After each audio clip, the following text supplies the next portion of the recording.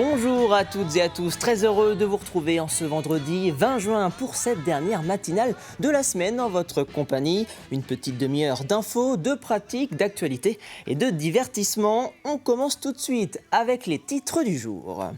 Les effectifs de sapeurs-pompiers de Vendée sont en train d'être renforcés à l'approche de l'été et du début des vacances, synonyme de l'arrivée de visiteurs. L'activité du SDIS 85 va grandement s'intensifier et pour preuve, des premiers feux de broussailles ont eu lieu cette semaine dans le département. Nous avons assisté à l'arrivée d'une partie de ces nouvelles recrues. Nous vous emmènerons également aujourd'hui à Sainte-Cécile où une vieille chaussée servant notamment de retenue d'eau est au cœur d'un bras de fer judiciaire et politique. En cause, un différend entre voisins qui a pris une tournure inattendue. La justice a tranché, mais sur le terrain, les habitants se mobilisent, craignant des conséquences irréversibles sur leur environnement. Simon Philippot vous donnera les détails de cette affaire. Et puis nous prendrons le chemin de la côte à Bretignolles-sur-Mer, où des dizaines de bénévoles sillonnent les chemins ruraux de la commune. Leur mission, réaliser un recensement et un inventaire qualitatif de ces chemins. Bretignolles est la 6e commune du département à participer à ce projet nommé Ecosantia. Jetons un rapide coup d'œil également à la météo de votre vendredi matin. Les températures sont déjà chaudes. 22 degrés sur le littoral. Il fait légèrement plus chaud dans les terres avec 24 degrés. En ce qui concerne l'après-midi, la vague de chaleur qui touche le département est toujours présente. Conséquence, les 30 degrés seront largement dépassés partout en Vendée. Pour rappel, Météo France a placé le département en vigilance jaune canicule. Une vigilance qui vire même à l'orange dès ce midi. Alors prudence lorsque vous sortez, n'oubliez pas de vous couvrir contre les rayons du soleil et de vous hydrater. Et justement, si vous avez prévu d'aller en bord de mer, aujourd'hui vous rafraîchir, voici les horaires de marée du jour. Une pleine mer aux alentours de 13h05, là nous sommes plutôt du côté des sables. La basse mer est prévue en fin d'après-midi à 18h44 avec de petits coefficients, vous le voyez, entre 56 et 57. Un peu plus au nord, vous en avez l'habitude, au Gois, la marée est décalée de quelques minutes à peine, 2 minutes en ce qui concerne la pleine mer et un peu plus d'un quart d'heure de retard en ce qui concerne la basse mer. Intéressons-nous désormais au marché du jour, ceux qui vous attendent aujourd'hui en Vendée. Et voici une nouvelle sélection pour aujourd'hui. C'est dans la cour de la mairie de Saint-Hermine que sont installés les exposants de 9h à 12h30. Un marché à la fois alimentaire et non alimentaire. Toujours place de la mairie, mais à Mouchamp, cette fois-ci, le marché ouvre à 8h et fermera ses portes à midi. Enfin, à Salertaine, un marché de producteurs s'installe 3 fois la 3e vendredi de chaque mois. Ça tombe bien, c'est aujourd'hui place de l'église à partir de 17h et que vous soyez plutôt viande, produits laitiers ou amateur de légumes, il y en a pour tous les goûts et c'est jusqu'à 21h.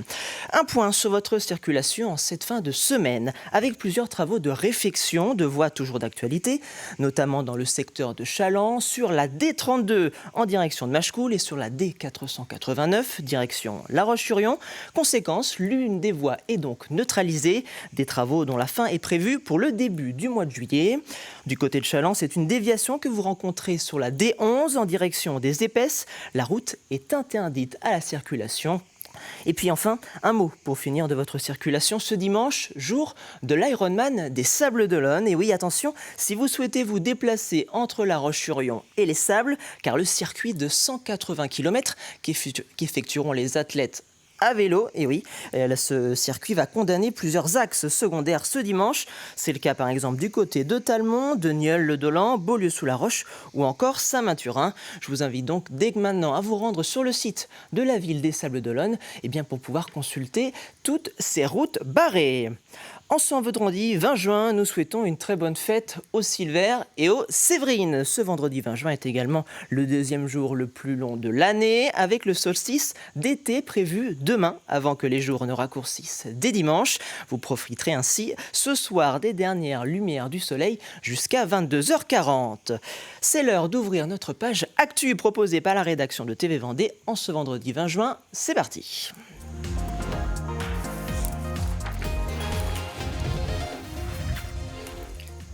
Chaque été, la Vendée accueille de nombreux visiteurs sur le littoral. Cette affluence est synonyme d'une hausse de l'activité des sapeurs-pompiers. Alors, ils sont plus d'une centaine de sapeurs-pompiers volontaires à venir renforcer les effectifs de nos casernes vendéennes sur la côte. En 2024, 8137 interventions ont été recensées par le SDIS de Vendée. Ce lundi, une partie des nouvelles recrues faisaient leur premier pas sur le territoire. Reportage signé Mathis Pires. Leur premier jour en tant que sapeurs-pompiers en Vendée. Bienvenue. Ils sont 25 volontaires venus de départements voisins en renfort des casernes de la côte cet été. C'est important d'accueillir chaque année pour leur saison les différents sapeurs-pompiers volontaires saisonniers. C'est d'abord leur souhaiter la bienvenue, l'occasion au travers d'ateliers de leur rappeler les consignes, de leur expliquer dans quel cadre ils vont intervenir. Et puis cette petite cérémonie d'accueil, c'est un moment important. Ça scelle pour eux le début de leur saison. Mais avant de partir en direction de leurs casernes respectives, les 112 nouvelles recrues de l'été visitent les différents services du SDIS et passent en revue tous les équipements qu'ils utiliseront. Tu m'as dit que c'était du M ? Dans un objectif de passer le concours de caporal sapeur-pompier professionnel, j'ai décidé de venir ici pour avoir une activité opérationnelle plus large que je suis dans mon centre en Deux-Sèvres. Pour découvrir d'autres casernes, découvrir un autre milieu, comme je prévois de passer le concours, ça me permettra aussi de prendre pas mal d'expérience. En Vendée, avec la forte attractivité estivale, les interventions augmentent. Alors, les casernes se renforcent. On a un surcroît d'activité très important puisque la population peut être multipliée sur les stations balnéaires les plus impactées par 10. On prend l'exemple du centre de secours de la Tranche-sur-Mer sur la partie sud du groupement territorial où la population est multipliée par 10 et donc le nombre d'interventions accroît de façon très considérable. En 2024, le SDIS 85 a enregistré 8136 interventions entre juillet et août, soit une intervention toutes les 10 minutes. Prenons désormais la direction de Montaigu-Vendée, où a débuté ce mercredi la destruction des 2 dernières tours de la résidence de l'Aurore, résidence historique de la ville. La première des 3 tours avait été démolie en 2022 à la place. C'est un tout nouveau quartier qui va voir le jour. 95% des matériaux récupérés lors de la déconstruction seront réutilisés pour des chantiers de voirie du territoire. Un lieu très emblématique, un lieu plein d'ambition de ce que réalise Vendée Habitat avec les territoires, ici la ville de Montaigu-Vendée, et une histoire, une page qui se tourne et un nouveau livre qui s'ouvre, des tours construites en 1970 avec effectivement un modèle qui était de l'époque et aujourd'hui une volonté de pouvoir accompagner à la fois les élus de Montaigu-Vendée mais aussi cette volonté des parcours domiciliaires de nos Vendéens, de nos Montacutains et du territoire à travers quelque chose qui leur correspond mieux. Depuis 60 ans, il y a de nombreuses familles qui ont vécu ici, des enfants qui ont grandi ici. Bon, les tours étaient devenues obsolètes et ne répondaient plus aux besoins aujourd'hui des habitants. Et demain, à la place, on a déjà construit sur la première des tours, sur le terrain, une nouvelle école Jules Verne. Et sur le terrain sur lequel nous sommes, à l'emplacement des 2 tours, nous aurons un futur quartier d'habitat avec des petits pavillons, un petit immeuble collectif. Voilà. On continue à construire la ville. C'est un petit morceau de patrimoine local qui se retrouve aujourd'hui au cœur d'un bras de fer judiciaire et politique. À Sainte-Cécile, une vieille chaussée, servant notamment de retenue d'eau, construite bien avant la Révolution, menace d'être détruite. En cause, un différend entre voisins qui a pris une tournure inattendue. La justice a tranché, mais sur le terrain, les habitants se mobilisent, craignant des conséquences irréversibles sur leur environnement. Les explications de Simon Philippot. Tout est parti d'un différend entre 2 riverains. L'un d'eux se plaint d'infiltration sur son terrain et dans sa maison, qu'il impute à cette vieille chaussée construite bien avant la Révolution et autrefois destinée à alimenter un moulin. Une plainte est déposée, le procès s'éternise et la justice finit par trancher. La propriétaire de la chaussée a alors 2 options. Soit elle engage à des travaux de rénovation estimés entre 150 et 200 000 euros, soit elle décide de la détruire pour un coût bien moins élevé. Faute de moyens pour financer les travaux, la propriétaire choisit donc la seconde option, la destruction. Mais très vite, des habitants montent au créneau. Pour eux, cette décision est disproportionnée. Ils estiment qu'elle a été prise sans aucune concertation. Selon eux, la chaussée fait partie du patrimoine local. C'est un lieu de vie, un refuge aussi pour certaines espèces. Un collectif s'est même constitué et une manifestation a eu lieu le 7 juin dernier. Les participants s'inquiètent notamment des conséquences sur le cours du Petit Lay en cas de destruction. Il y aurait sur Sainte-Cécile plus de 3 km sans eau en période d'été, avec des conséquences par rapport à la faune, la flore. On a un terrain de camping en amont, avec des randonneurs, pêcheurs.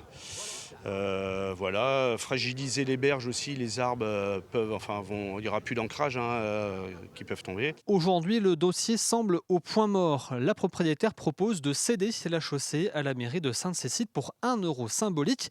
La commune pourrait alors prendre en charge les travaux de restauration, mais cette option ne fait pas l'unanimité au sein du conseil municipal.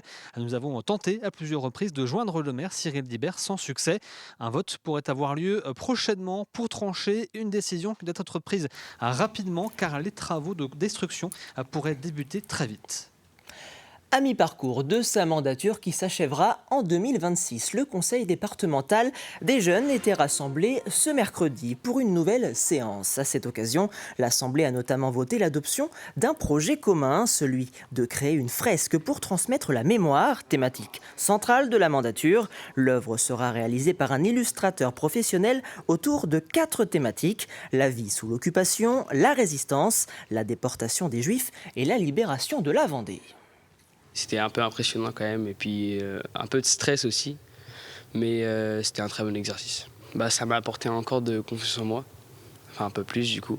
C'était un peu stressant, mais et très, imposant. Il y avait beaucoup de monde et voilà. Ça porte un projet sur la mémoire, c'est pour pas oublier, parce que c'était vraiment une époque grave, il y a beaucoup de gens qui sont morts. Et c'est pour être dans notre collège, pour que les jeunes puissent continuer à développer la mémoire. La commune de Bretignolles-sur-Mer est la 6e du département à participer à l'opération Ecozantia. Ce dernier est porté entre autres par la Fédération régionale des chasseurs et le comité régional de la Fédération française de randonnée. Le projet consiste à réaliser un recensement précis et un inventaire des chemins ruraux sur le territoire. Simon Philippot a assisté à la première journée de cette opération. Ils sont une dizaine de bénévoles présents pour cette première journée de formation. Ils participent au projet Ecozantia qui a pour objectif de recenser les chemins ruraux de la commune et de dresser le bilan de leur état. Ça nous permet de repérer effectivement les chemins qui existent et ceux qui nécessitent d'être par exemple débroussaillés ou qui nécessitent d'être reconfigurés.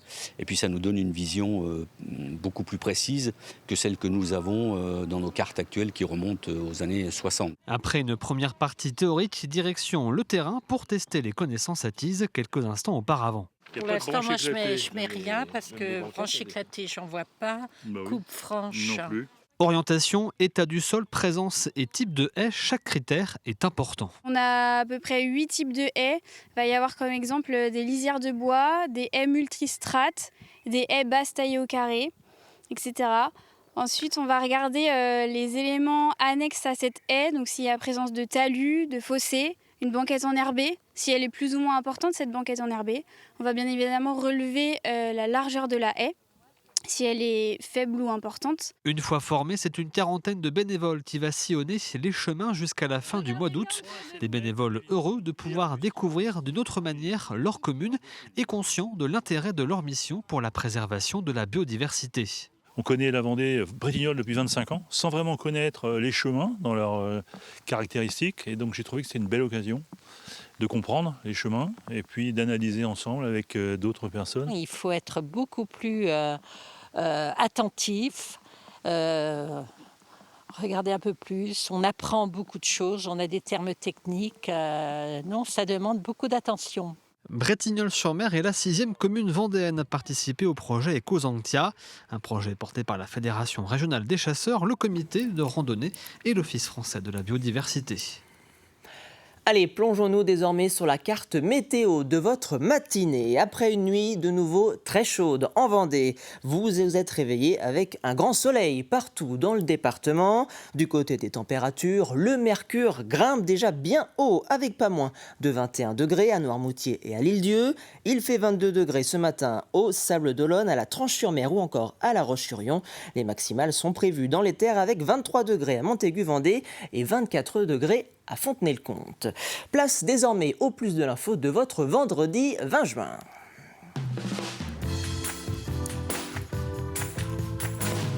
Et le plus de l'info de cette semaine est consacré à l'association Barailleul, une association consacrée à la protection de l'enfance qui accueille en Vendée une trentaine de jeunes au parcours de vie semé d'embûches. Accompagnateurs et enfants vivent alors en binôme dans des logements au quotidien, un dispositif innovant qui cherche cependant encore à recruter des accompagnateurs.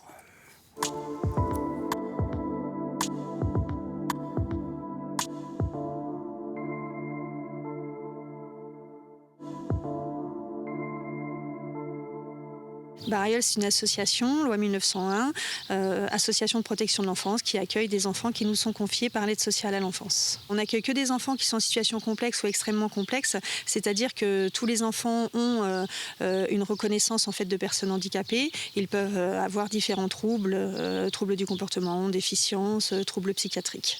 Quand les enfants arrivent chez Barailleul, en fait, c'est presque la roue de secours, c'est-à-dire qu'à un moment donné, plus personne vraiment veut de ces enfants et du coup, voilà, ils arrivent chez nous.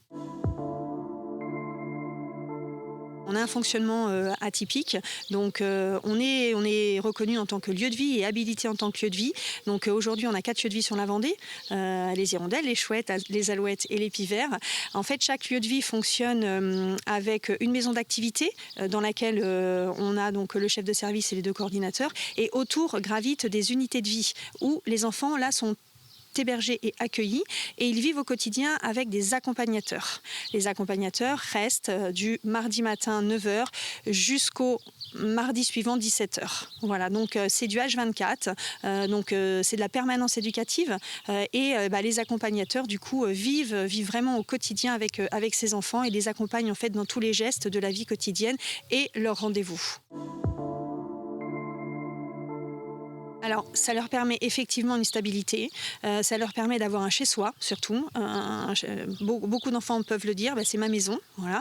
Et puis, ce sont des enfants qui ne peuvent pas être en collectif, parce que le fait d'être en collectif avec d'autres enfants qui ont les mêmes problématiques, en fait, ça les fait exploser. Et le fait d'être accompagné donc, en individuel, ça permet un vrai apaisement et une vraie reconstruction. Alors aujourd'hui, on accueille donc 35 enfants, mais on a une habilitation pour 40 et je devrais accueillir en fait 40 enfants, mais aujourd'hui, il nous manque encore des accompagnateurs. Alors on a nous une sélection un peu particulière. Voilà, on a tout un on va dire protocole pour le recrutement. Et puis il faut être disponible pour pouvoir accompagner ces enfants-là. Et il faut être disponible psychiquement bien sûr. Et puis surtout il faut aussi avoir une vie qui permette de quitter son foyer pendant une semaine. Voilà. Bon après on a aussi des chauffeurs routiers qui partent pendant 3 semaines, pendant un mois. On a aussi des métiers comme les commerciaux qui partent aussi, voilà. Et donc, nous, effectivement, il faut qu'ils puissent partir de chez eux pendant une semaine. Un plus de l'info à retrouver sur notre site internet et notre chaîne YouTube TV Vendée. Allez, place aux idées de sortie de cette fin de semaine que vous a concocté Camille.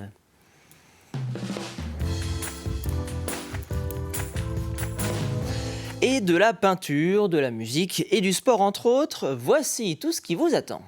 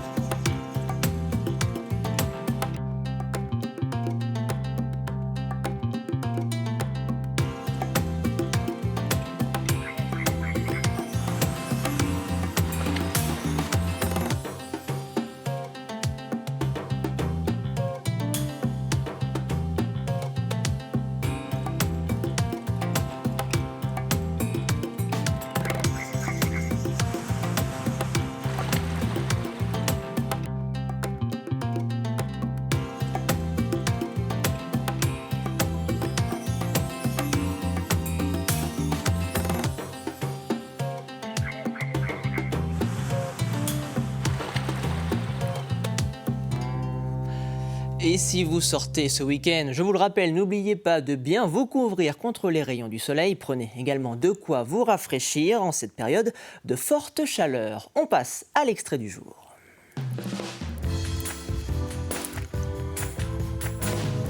Un extrait du jour consacré cette semaine à Thomas Savage. Il est le directeur départemental de Ouest France en Vendée. C'est Hervé Leroc qui est allé à sa rencontre. À seulement 34 ans, ce journaliste passionné revient sur son parcours atypique entre ses années de collège en Jordanie, son poste de rédacteur en chef au Maroc ou encore ses vacances passées en Vendée.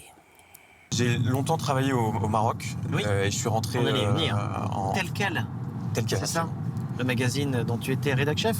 J'ai été rédacteur en chef de cet hebdomadaire marocain francophone sur la fin, absolument. D'accord. Jusqu'à ce que je quitte Casablanca et le Maroc en 2019, toute fin 2019, et que je m'installe à Notre-Dame-de-Mont, dans la maison de vacances familiale où j'avais envie de souffler et de faire le point avant de me relancer dans une nouvelle aventure. D'accord. Et là-dessus arrive un truc qui nous a un peu tous chamboulés, qui s'appelle le Covid. Donc mon séjour vendéen a duré un petit peu plus longtemps que prévu. J'ai créé un média en ligne à destination de la diaspora marocaine. J'ai donné des cours de journalisme à l'université de Nantes. Et en parallèle, j'ai postulé à Ouest France, qui a toujours fait partie de mon paysage, de ton spectre. De mon spectre, et pour le coup, qui pratique un journalisme qui est complètement en raccord avec mes valeurs, quoi. C'est-à-dire effectivement cette recherche de la vérité, cette envie d'éclairer le lecteur, d'informer évidemment, et puis de les relier. Une émission à redécouvrir, ou à découvrir plus particulièrement en intégralité sur notre antenne dès aujourd'hui. Place au rappel des titres. Et à l'approche de l'été et du début des vacances, synonyme de l'arrivée de visiteurs, l'activité du SDIS 85 va grandement s'intensifier. Les effectifs de sapeurs-pompiers des casernes vendéennes sont en train d'être renforcés. Nous avons assisté à l'arrivée d'une partie de ces nouvelles recrues. À Sainte-Cécile, une vieille chaussée servant notamment de retenue d'eau est au cœur d'un bras de fer judiciaire et politique. En cause, un différend entre voisins qui a pris une tournure inattendue. La justice a tranché, mais sur le terrain, les habitants se mobilisent, craignant des conséquences irréversibles sur leur environnement. Enfin, à Bretignolles-sur-Mer, une dizaine de bénévoles a commencé à sillonner les chemins ruraux de la commune. Leur mission, réaliser un recensement et un inventaire qualitatif de ces chemins. Bretignolles est la 6e commune du département à participer à ce projet Ecosantia. Allez, c'est l'heure de passer désormais à votre jeu de la matinale.